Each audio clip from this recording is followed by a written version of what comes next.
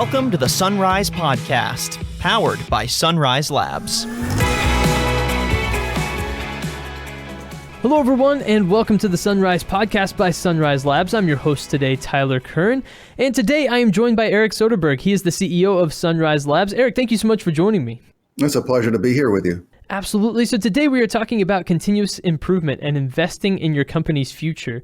And as soon as I started thinking about this topic, Eric, it kind of took me back to one of my baseball coaches from when I was a kid. And he would stand in the middle of the field every day and remind us at practice that if you aren't getting better, you're getting worse.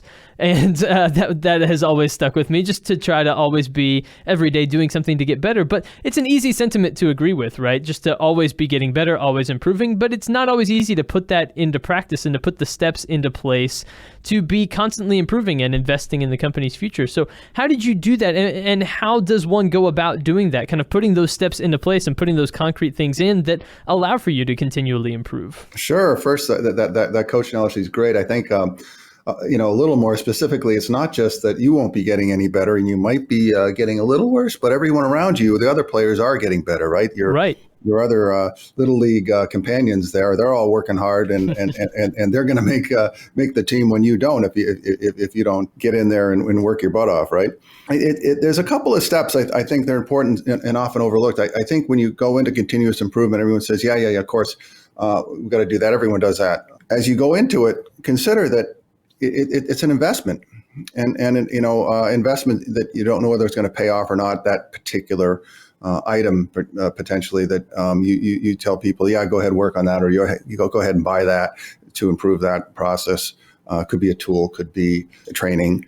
How do you make those decisions? And I'll start by backing up a little bit and saying, the first thing you need is to make sure you and your company have a culture of continuous improvement. And to do that, it requires making those investments. It requires that when someone comes into your office saying, hey, I got a great idea, but I got to buy this thing, or I got to take this class, it requires you saying yes. And you go ahead and do that. And it's not, there's a number of levels where this works. First of all, it's not just that it's going to improve your company right there, but it's first concentrates on this culture where you want people to come to you with ideas to improve things. When I first started working for Sunrise, like 11 years ago, the company was in a mode of, sort of trying to get the most out of it without doing much investing. And people were not asking for stuff. The oscilloscope in the lab was 20 years old, and I like this old oscilloscope, or something. But it was, come on, we got to do better than this. And so really, I adopted a policy of just say yes, and again, it's not just that particular decision on whether that's the right thing or not. It's telling your managers to come to you, your people that come to you and ask for things that I believe in you. I believe it's right. It's very natural for people to want to improve their lot. That's continuous improvement is sort of it's built into us. It's a nature thing. People are happier when they're working toward a better life for themselves and better processes and more efficient ways of doing things. Mm-hmm. And so the first thing you have to do is you got to support that. Definitely. Once you establish this culture, you need to start prioritizing and making sure you're focusing your attention on the things that are most important to the company. But even to get going, I would say setting that culture is a critical piece that's often overlooked. Let me share a quick story here. I had a manager that was we hired from another company, and she had been working with us for about 2 months and came into my office loaded for bear and said, hey, look, if we had this, we could do this, this, and this. If we had another, I think it was an iPad, excuse me, we could do this, we could do that. And after a couple of minutes of this, I looked her in the eye and I said, are you asking me if you can buy an iPad? And she said, yeah. So, well, just go buy it. What are we, why?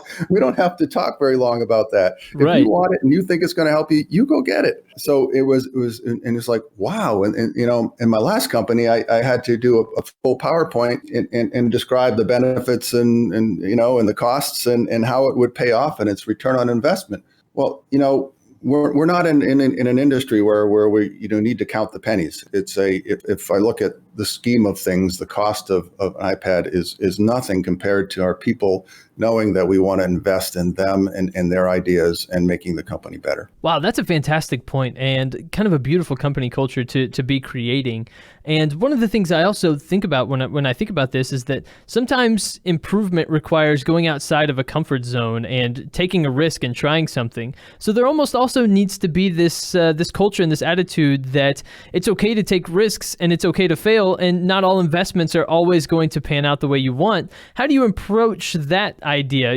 That not all investments are going to work out, not all risks are going to pay off, but at the end of the day, you've helped create this culture that does foster continuous improvement. Yeah, so that's one of the risks. It was, I think Lester Thoreau, pretty famous economist, said that fortune favors the bold. You could take a risk and you might fail, or you can not take a risk and you will fail. I think that's an important thing to remember here. Is this is what business is. It's about investing in things, and in product development, we know most of the things we do have never been done before, so the outcomes aren't known. So the most important thing to do is to not shoot people for failing.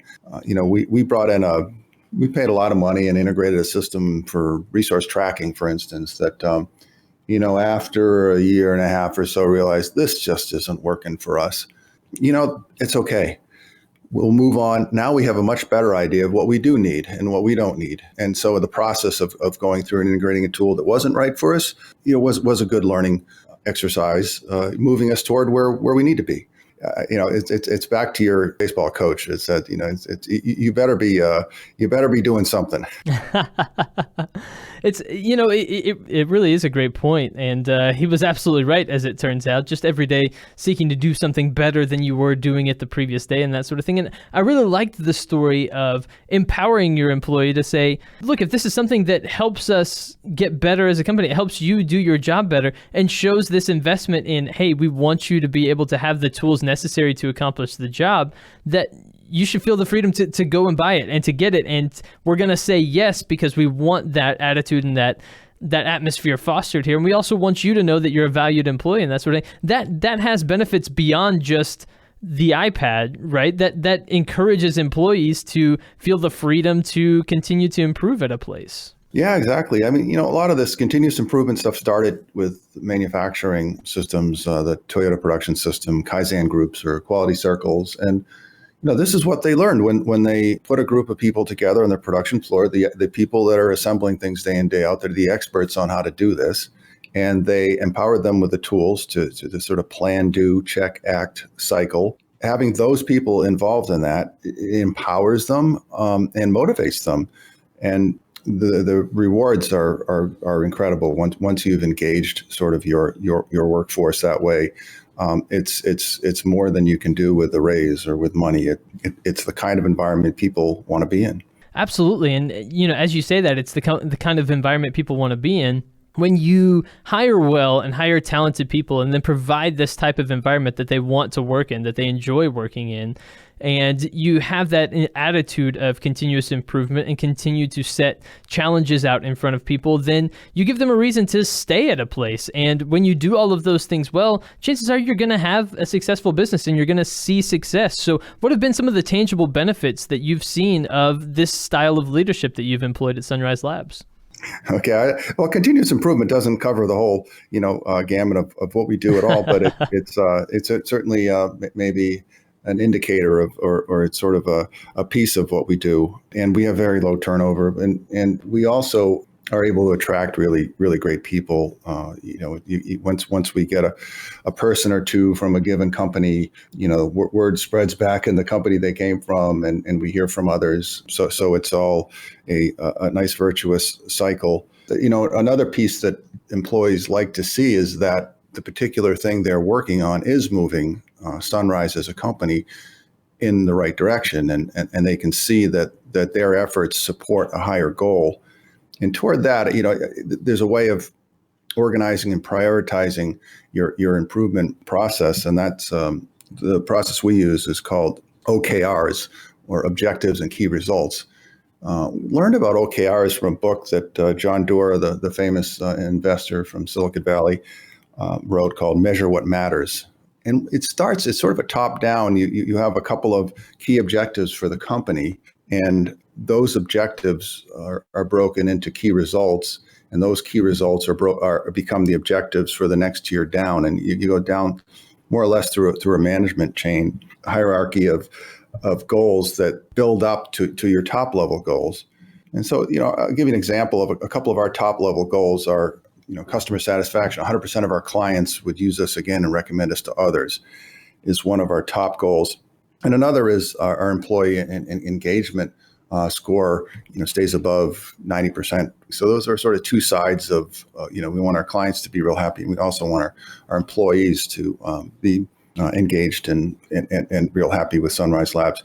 And then those kind of tear down into, well, okay, so let's see, for 100% of our clients come back to us, well, we better be offering the things that they need. And so that becomes sort of a next lower level thing. And under that, you might say, oh, let's make sure our tie to manufacturing is tight and demonstratable, and we can show that to people. And so it kind of cascades down in a nice way. And somebody who's working on one of those, maybe what looks like a small piece on its own, can see how that steps up to supporting the success of Sunrise. And so the OKR system is still relatively new for us, but it's already had enormous benefits. It gets us working across functional areas more than just having department goals can do. It's a way of coordinating across all the different departments we have, different engineering departments, marketing, sales, and the systems, and HR is a big piece. So we've got a lot of sort of goals that are working across the company now and pulling people together to solve problems. Absolutely. Well, this has been just a fantastic look at just how you've been able to foster this company culture that is one of the ingredients for Sunrise Labs' success. So Eric Soederberg, CEO of Sunrise Labs, thank you so much for joining me again today and talking a little bit more about how you've been able to build this, what you've done, the steps you've put in place, and where you're going in the future. So Eric, thank you again for joining me. Oh, it's been such a pleasure. Great meeting with you, Tyler. Absolutely. And everybody, thank you so much for listening today. As always, please go subscribe on iTunes or Spotify for more of the Sunrise podcast. You'll get previous episodes as well as the latest episodes downloaded to you as soon as they come out. So thank you again for listening. I've been your host today, Tyler Kern. Have a great day.